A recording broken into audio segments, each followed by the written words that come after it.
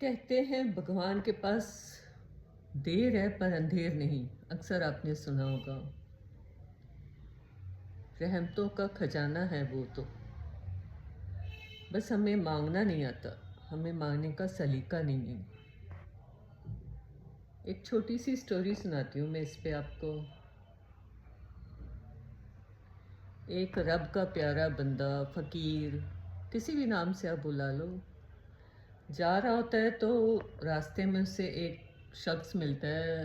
काफ़ी पैसे वाला था, गाड़ी बंगला नौकर चाकर धन दौलत सब कुछ था। तो वो फकीर से कहता है कि मेरे पास सब कुछ है, मुझे अब कुछ नहीं चाहिए। अगर तू मेरी ये फरियाद भगवान तक पहुंचा दे तो मैं तेरा शुक्रिया अदा कर दूंगा। तो फकीर ने कहा ठीक है, मैं कहता हूँ, मैं अपनी तरफ से बोल दूंगा। वो फिर आगे बढ़ता है तो एक गरीब सड़क पर बैठा जिसके पास एक ही कपड़ा था शायद तन ढकने के लिए। तो वो कहता है, इसको देखता है तो उसे लगता है कि भला इंसान है, रब का प्यारा बंदा है, तो चलो इससे कहता हूँ मैं कि मेरे लिए भी अरदास कर दे, मेरे लिए भी भगवान से मांग ले भी, या कुछ तो दे दे, कुछ तो दे दे। मेरे पास सिर्फ एक ही कपड़ा है, कुछ तो मेरे लिए अरदास कर देना। तो वो कहता है ठीक है, मैं तेरे लिए भी अरदास कर देता हूँ। तो वो भगवान, मुझसे कहने की बात है, भगवान से कहता है कि देखो जो मुझे पीछे मिला, जिसके पास सब कुछ था, आप उसे बहुत कुछ देते रहते हो, वो कह रहा है कि मुझे और नहीं चाहिए।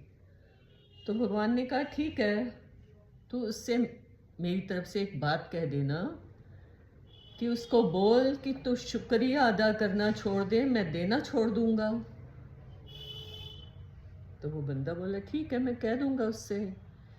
कह रहा फिर वो एक गरीब पीछे था जिसके पास एक कपड़ा था तन ढकने के लिए, वो भी थोड़ा फटा हुआ था, कुछ नहीं था, वो एकदम परेशान था।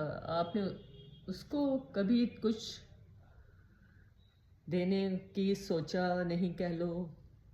तो भगवान ने कहा कि उस फकीर से कह कि शुक्र अदा करा कर, परमात्मा का शुक्र अदा करा कर।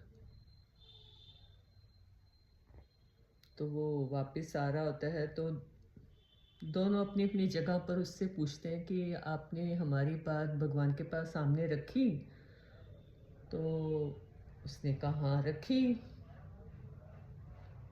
तो गरीब ने पूछा कि फिर वो अब मेरे को देगा कुछ?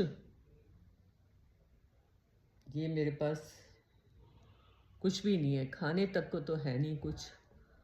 तो उसने कहा हाँ ज़रूर देगा, लेकिन उसके लिए तुम्हें उसका शुक्रिया अदा करना पड़ेगा। तो वो चिढ़ जाता है, कहते शुक्रिया अदा करूँ किस चीज़ का? ये फटे कपड़ों का या खाली पेट का? उसने कहा भाई यही है उनका जवाब। तो आगे बढ़ता है तो वो अमीर बंदा मिलता है तो उससे पूछता है भाई मेरी बात रखी आपने उनके सामने? कह रहे हाँ, मैंने उनसे कहा तो उन्होंने कहा था कि उसको बोलो कि शुक्रिया करना बंद कर दे।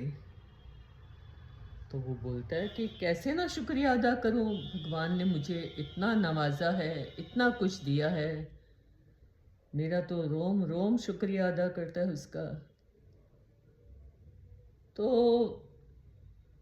हमें इस कहानी से क्या समझना चाहिए?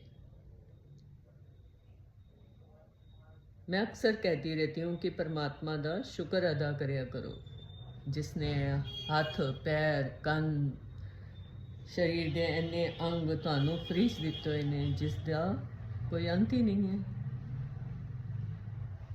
तो हमें हमेशा भगवान का हर हाल में शुक्रिया अदा करना चाहिए। Thank you.